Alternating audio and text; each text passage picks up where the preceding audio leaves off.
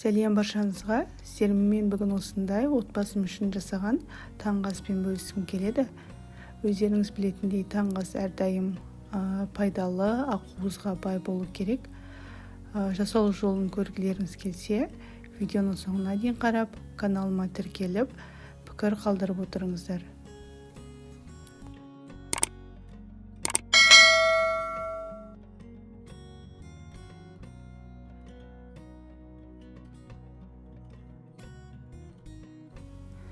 Алдымен біз тартылған етімізге дәміне қарай тұз, бұрыш, немесе тағы басқа дәмдеуіштер салып, жақсылап біркелкі болғанша араластырамыз.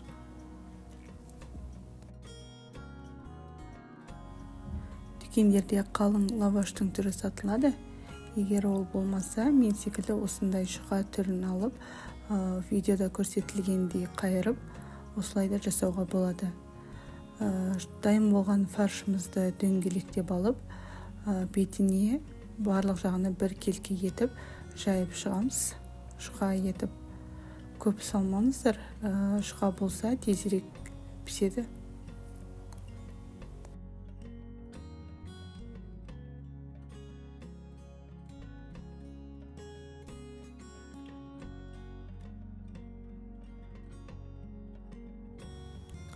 Қызып тұрған табамызға кішкене май салып, біркелкі етіп жағып шығып, одан кейін дайын болған лавашымызды керісінше аударып саламыз.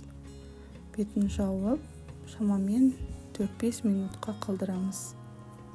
Осылай қолмен араластырып тексеріп тұрсаңыздар болады.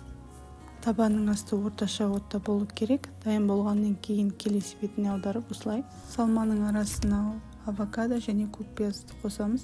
Көкпиязды барынша жіңішке майдалап турап, авокадо жұмсақ болса езіп, болмаса осылай жіңішке етіп турауға болады. Арасына жұмыртқа жасаймыз. Жұмыртқаны бөлек ыдысқа осылай жазып алып, табада осылай айналдырып пісіріп аламыз.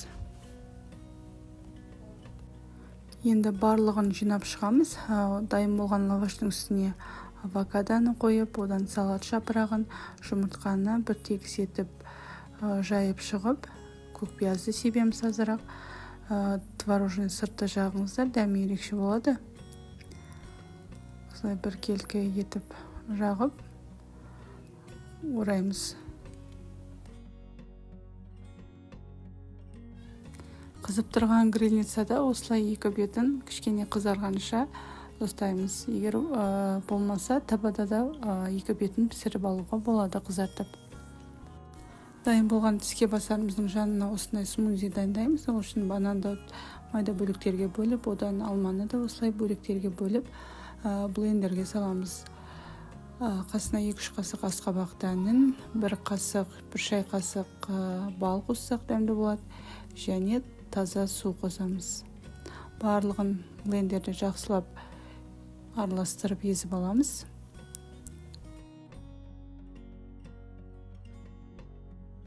Жасап көріп, пікірлеріңізбен бөлісіңіздер, сіздерге ұнайды деген ойдамын.